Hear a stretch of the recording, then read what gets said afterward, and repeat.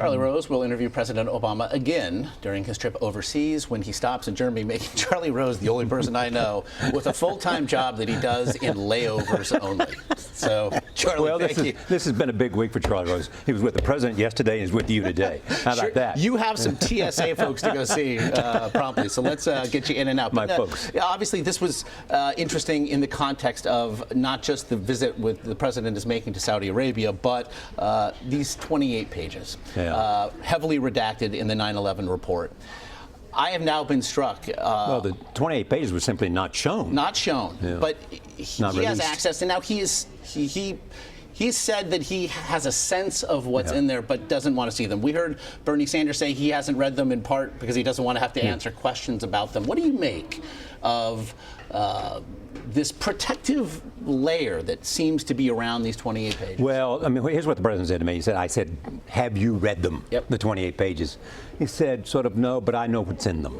That's what he said. And he said to me, look, it's with the Director of National Intelligence, Clapper, and he's going to make a decision about this. A decision to release something that was written how long ago? You know, the 9/11 report came out, what, 3 or 4 years after that, I assume, and they still haven't done it. You know, they know what's in there, and nothing, I assume, has changed. And evidently, there's a lot of investigations that went on, and they're within that 28. And some of them are didn't turn out to provide anything. There may be some speculation in there, unproven things in there, so they're being careful. The Saudis have said, release it. And so I assume that they will.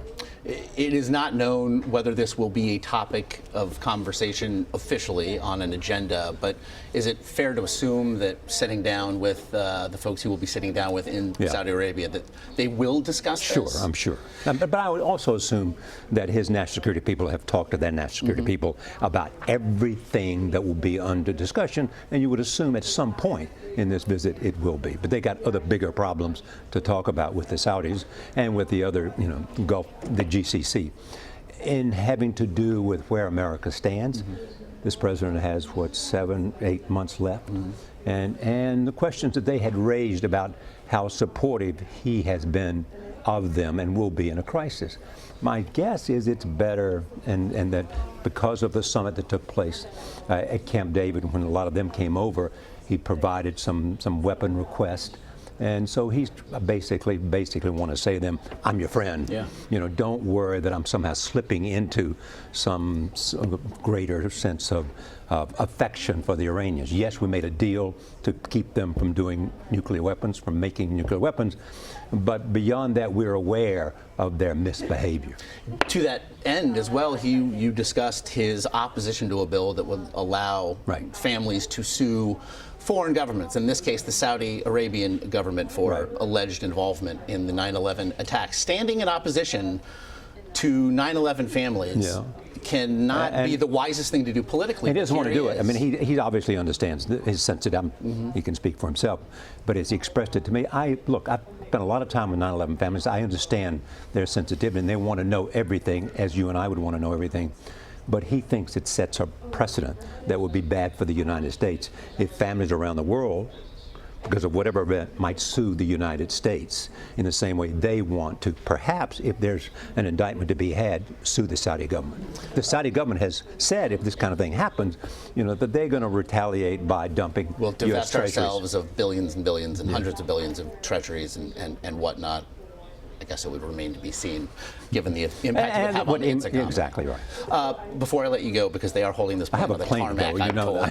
But you got into his legacy. I did. And here we are. It's almost the Bell lap, if you will. What's your sense of his legacy at this moment? Well, I think he has said several things before he talked to me. His biggest mistake was Libya, not so much doing it, but not making sure that they had a plan after Gaddafi fell.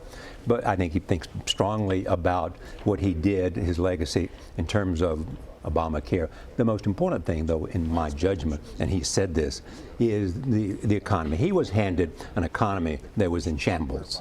And he basically, you look at it today, it's in good shape compared to where it was and compared to the rest of the world.